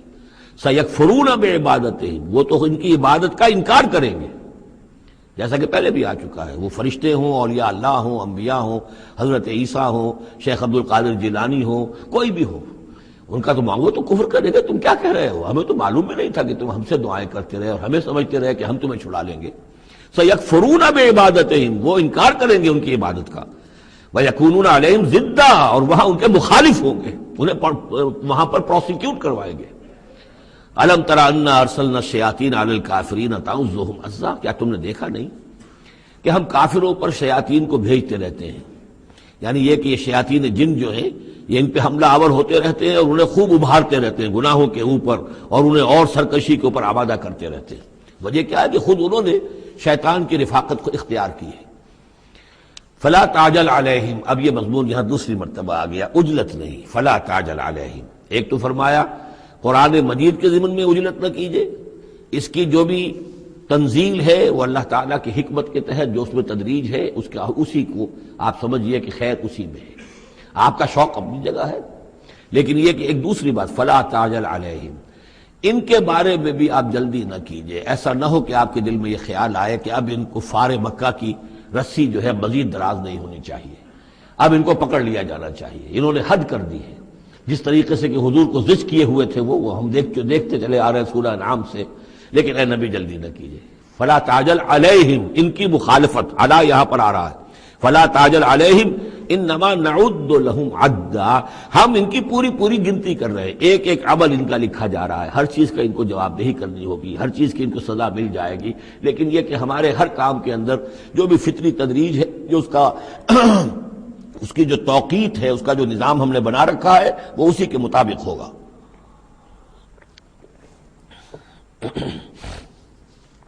یوم نحشر المتقین الی الرحمن وفدا، یاد کرو جس دن کی ہم جمع کریں گے اہل تقویٰ کو، وہ رحمان کی طرف آئیں گے مہمانوں کی صورت میں، جیسے مہمانوں کا استقبال ہوتا ہے، وفد آیا ہے۔ وَنَسُوقُ الْمُجْرِمِينَ إِلَىٰ جَهَنَّمَ وِرْدًا، اور جو مجرم ہیں انہیں ہم دھکیلیں گے، دھکے دیں گے، ہانک کر لے جائیں گے جہنم کی طرف، جیسے کہ کوئی پیاسے جانور جاتے ہیں گھاٹ کی طرف۔ لا يملكون الشفاعة الا من اتخذ عند الرحمن عہدا، کسی کے بھی کوئی شفاعت کام نہیں آئے گی سوائے اس کے کہ جس نے رحمان کے پاس اپنا ایک مقام حاصل کر لیا ہے۔ یعنی ایک شخص جو ہے بنیادی طور پر اللہ کے ساتھ اس نے اپنا عہد نبھایا ہو، اللہ کی بندگی کر رہا ہو، کوئی خطائیں ہو گئی ہیں، کوئی غلطیاں ہو گئی ہیں، جیسے کوئی پھسل جاتا ہے، کوئی کمزور بھی ہوتا ہے انسان، ایسے لوگوں کے لیے تو شفاعت مفید ہو سکتی ہے۔ لیکن جو سرے سے اس عہد کی خلاف ورزی کر رہے ہو، جو بجائے مشرق کے ان کا رخی مغرب کی طرف ہو، بجائے کعبے کے ان کا رخی جو ہے کسی اور شے کی طرف ہو، تو ظاہر بات ہے کہ ان کے لیے شفاعت نہیں ہے۔ وقالوا اتخذ الرحمن ولدا، اور انہوں نے ایک اور عقیدہ گھڑ لیا ہے کہ رحمان نے اپنے لیے اولاد اختیار کی ہے۔ لقد جئتم شیئا ادا، دیکھو تم نے یہ بہت بڑی بھاری بات کہی ہے، یہ بہت بڑی گستاخی ہے اللہ کی جناب میں۔ اور کتنی بھاری گستاخی ہے ذرا نوٹ کیجئے الفاظ، تکاد السماوات یتفطرن منہ، قریب ہے کہ آسمان پھٹ پڑے تمہاری اس گستاخی پر، وتنشق الارض، اور قریب ہے کہ زمین شق ہو جائے، وتخر الجبال حدا، اور یہ پہاڑ جو ہے دھماکے کے ساتھ گر پڑے، ان دعوا للرحمن ولدا، کہ انہوں نے رحمان کے لیے بیٹا قرار دیا، بیٹی قرار دی۔ مشرکین عرب نے فرشتوں کو خدا کی بیٹیاں بنا دیا، عیسائیوں نے حضرت مسیح کو خدا کا بیٹا بنا دیا، اور یہودیوں نے عزیر کو خدا کا بیٹا بنا دیا۔ ان دعوا للرحمن ولدا وما ينبغي للرحمن ان يتخذ ولدا، رحمان کے تو یہ شایان شان ہی نہیں ہے کہ وہ کسی کو اولاد بنائے۔ یہ اس کی وضاحت میں کر چکا ہوں کہ اولاد کی ضرورت اس کو ہوتی ہے جو خود فانی ہو۔ ہمیں معلوم ہے ہم مر جائیں گے، ہمارا نام و نشان مٹ جائے گا، اولاد کے ذریعے سے ہمارا نام زندہ رہے گا۔ یہ اصل میں ایک اپنی ہی تسلسل انسان سمجھتا ہے کہ میری ہستی کا تسلسل ہے، میری اولاد گویا کہ میرا اپنی بقا کی ایک شکل ہے۔ اس لیے کہ یہ انسان کے اندر ہے۔ مجھے یاد ہے جب ہم پڑھتے تھے کالج میں تو الفا ایک کمپنی ہوتی تھی لاہور میں، یہ فائل کورز وغیرہ بناتی تھی نوٹ بکس کے، تو اس میں پیرامڈس کے عنوان سے جو بہترین الفاظ لکھے ہوئے تھے اب بھی مجھے یاد ہیں، still and resolute, calm and self-possessed, still and resolute, the pyramids echo unto eternity, the defiant cry of man's will to survive and conquer the storms of time۔ کہ یہ جو ان لوگوں نے فرائضہ نے اتنے بڑے بڑے پیرامڈز بنا دی، کائے کے لیے بنا دیے؟ تاکہ ہمارا نام رہے، ہم تو نہیں ہوں گے، نام رہے گا۔ تو گویا کہ انسان کے اندر ایک خواہش ہے بقا کی، وہ اپنا دوام چاہتا ہے۔ یہ اسے پتا ہے کہ میری ذاتی طور پر تو میرا دوام ہے، تو میں کوئی عمارت بنا دوں، میرا نام جو ہے اس کے حوالے سے دنیا کے اندر رہے۔ اور یہی معاملہ اولاد کا ہے کہ اولاد سے انسان کو سب سے زیادہ جو اس کو خواہش ہوتی ہے وہ اپنا بقا، اپنا تسلسل۔ وہ سمجھتا ہے کہ میری اپنی کنٹینیوٹی ہے کہ جو میری اولاد کے ذریعے سے۔ ظاہر بات ہے کہ اللہ ہمیشہ خود باقی رہنے والا ہے، تو اس کے شایان شان ہی نہیں ہے کہ وہ کسی کو اپنی اولاد بنائے، اسے کوئی ضرورت ہی نہیں ہے۔ تو تمہارے لیے ہے معاملہ کہ تم فانی ہو، لہذا تمہیں ضرورت ہے کہ کوئی تمہارا نام لیوا باقی رہے۔ وما ينبغي للرحمن ان يتخذ ولدا ان كل من في السماوات والارض الا آتي الرحمن عبدا، نہیں ہے کوئی بھی آسمانوں اور زمین میں کوئی بھی مگر یہ کہ وہ حاضر ہوگا رحمان کی عدالت میں بندے کی حیثیت سے، کسے باشد، جبکہ ہمیں معلوم ہے کہ محمد رسول اللہ صلی اللہ علیہ وسلم بھی حاضر ہوں گے تو بندے کی حیثیت سے، عبدہ ورسول، عبد۔ اور حضور فرماتے ہیں کہ اس روز میدان حشر میں لواء الحمد بیدی، میرے ہاتھ میں ہوگا حمد کا جھنڈا، اور اس روز جو میں حمد کروں گا اللہ کی وہ آج نہیں کر سکتا۔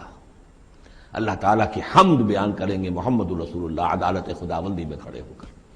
تو معلوم یہ ہوا کہ جو بھی آئے گا بندہ بن کر آئے گا، وہ عیسیٰ ہو یا عیسیٰ ابن مریم انت قلت للناس اتخذونی وامي الہین من دون اللہ، یہ سوال کیا جائے گا کہ نہیں؟ تو فرمایا کہ ان کل من فی السماوات والارض، یقیناً کوئی نہیں ہے آسمانوں اور زمین میں، الا آتی الرحمن عبدا، مگر وہ رحمان کی خدمت میں آئے گا، حاضر ہوگا بندے کی حیثیت سے۔ لقد احصاہم، اس نے ان سب کی گنتی کی ہوئی ہے، ان کا پورا احاطہ کیا ہوا ہے، کوئی چھپ نہیں رہے گا، کہیں بچ کر نہیں رہ جائے گا۔ وعدہم عدا، اور ہم نے پوری گنتی رکھی ہوئی ہے۔ وکلہم آتی ہے یوم القیامت فردا، اور قیامت کے دن یہ سب کے سب آئیں گے تو ایک فرد کی حیثیت سے، انڈیویجول کیپیسٹی میں محاسبہ ہوگا۔ نہ ماں باپ ساتھ ہوں گے کوئی شفاعت کرنے کے لیے، کوئی گڑ گڑانے کے لیے، نہ اولاد ہوگی، نہ شوہر کے ساتھ جوری ہوگی، نہ جورو کے ساتھ شوہر ہوگا، کچھ نہیں۔ ہر ایک شخص نفسی نفسی، اپنی جان۔ وَكُلُّهُمْ آتی ہے یوم القیامت فردا، میری جو کتاب ہے سابقہ اور موجودہ مسلمان امتوں کا ماضی حال اور مستقبل، اس میں ایک چیپٹر ہے قرآن کا قانون عذاب۔ کہ عذاب جو قوموں کے اوپر آتا ہے وہ دنیا میں آتا ہے، آخرت کا عذاب جو ہے وہ افراد کے لیے ہے۔ محاسبہ اجتماعی جو ہوتا ہے وہ اللہ کا دنیا میں ہوتا ہے، لیکن آخرت کا حساب وہ جو ہے محاسبہ انفرادی ہے۔ ان الذین آمنوا وعملوا الصالحات سیجعل لهم الرحمن ودا، یقیناً جو لوگ ایمان لائے اور جنہوں نے نیک عمل کیا، ان قریب رحمان ان کے لیے محبت پیدا کر دے گا، یعنی لوگوں کے دلوں میں محبت ڈال دے گا۔ یہی ابو بکر ہوں گے جن کا نام کس تعظیم سے لوگ لیا کریں گے، کس محبت سے لیا کریں گے۔ یہی بلال ہوں گے جن کی جو تعظیم ہوگی، جن کی کتنی محبت کی جائے گی۔ ابھی ذرا وقت ہے، کٹھن ہے۔ سیجعل لهم الرحمن ودا، حدیث میں بھی آتا ہے کہ اللہ تعالیٰ جو ہے اپنے کسی بندے سے محبت کرتا ہے تو پہلے فرشتوں کو، جبرائیل سے کہا جاتا ہے کہ میں اپنے اس بندے سے محبت کرتا ہوں، اعلان کر دو۔ وہ فرشتوں میں اعلان کرتے ہیں، ان کے دل میں اس کی محبت ڈال دی جاتی ہے، پھر وہ عام دنیا میں اور لوگوں کے اندر اس کی ایک محبت ڈال دی جاتی ہے۔ فَإِنَّمَا يَسَّرْنَاهُ بِلِسَانِكَ، یہ آیت بڑی اہم ہے۔ تو ہم نے اس قرآن کو یسرنا ہو، اس کو قرآن کو آسان کر دیا ہے، بلسان کا، آپ کی زبان پر یا آپ کی زبان کے ساتھ، یعنی عربی زبان میں۔ یہ بہت آسان ہے، بہت ہی ستھری زبان ہے، سادہ زبان ہے، جس کو ہم کہتے ہیں کہ سہل ممتنع، اس کے اندر ثقالت نہیں ہے، بوجھل پن کا نہیں ہے، بہت بھاری بھرکم الفاظ کہیں کہیں شاذ آئے ہیں، ورنہ عام طور پر قرآن مجید جو بڑی سلیس زبان میں ہے۔ انما یسرناہ لسانک، بلسانک لتبشر بہ المتقین، تاکہ آپ بشارت دیں اس کے ذریعے سے متقیوں کو، وتنذر بہ قوما لدا، اور اس کے ذریعے سے انذار فرمائے۔ یعنی آپ کی دعوت کا مرکز و محور اور آپ کا آلہ جو ہے، آلہ دعوت، آلہ انقلاب، وہ قرآن مجید ہے۔ انذار کیجئے قرآن کے ذریعے، تبشیر کیجئے قرآن کے ذریعے، تذکیر کیجئے قرآن کے ذریعے۔ فذکر بالقرآن من یخاف وعید، تذکیر ہو، واعظ ہو قرآن کے ذریعے۔ یا ایھا الناس قد جاءتکم موعظۃ من ربکم، اس سے بڑا واعظ اور کوئی نہیں۔ تزکیہ نفس ہو قرآن کے ذریعے سے، شفاء لما فی الصدور یہ ہے۔ سورہ یونس میں بھی آ چکا، سورہ بنی اسرائیل میں بھی آ چکا، وَنُنَزِّلُ مِنَ الْقُرْآنِ مَا هُوَ شِفَاءٌ وَرَحْمَةٌ لِّلْمُؤْمِنِينَ۔ تو قرآن مجید ہی در حقیقت دعوت اور تربیت کا اور تعلیم کا گویا کہ اس کا محور ہے، مرکز و محور۔ فَإِنَّمَا يَسَّرْنَاهُ بِلِسَانِكَ لِتُبَشِّرَ بِهِ الْمُتَّقِينَ وَتُنذِرَ بِهِ قَوْمًا لُدًّا وَكَمْ أَهْلَكْنَا قَبْلَهُم مِّن قَرْنٍ، اور ان سے پہلے ہم نے کتنی ہی قوموں کو ہلاک کیا۔ هل تحس منهم من احد، ان میں سے کسی کی کوئی آہٹ تمہیں نظر آتی ہے؟ کہیں کوئی باقی ہے نام و نشان؟ کہیں عاد کا کوئی نام و نشان باقی ہے؟ اور تسمع لهم رکزا، یا کہیں ان کی کوئی بھنک تمہارے کان میں آتی ہے؟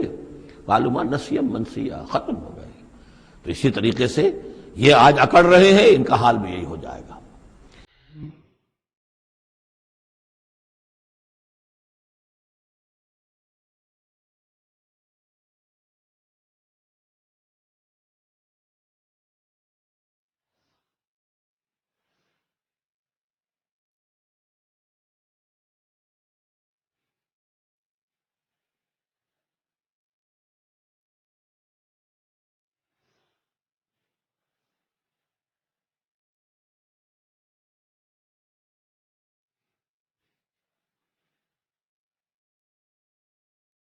مولاي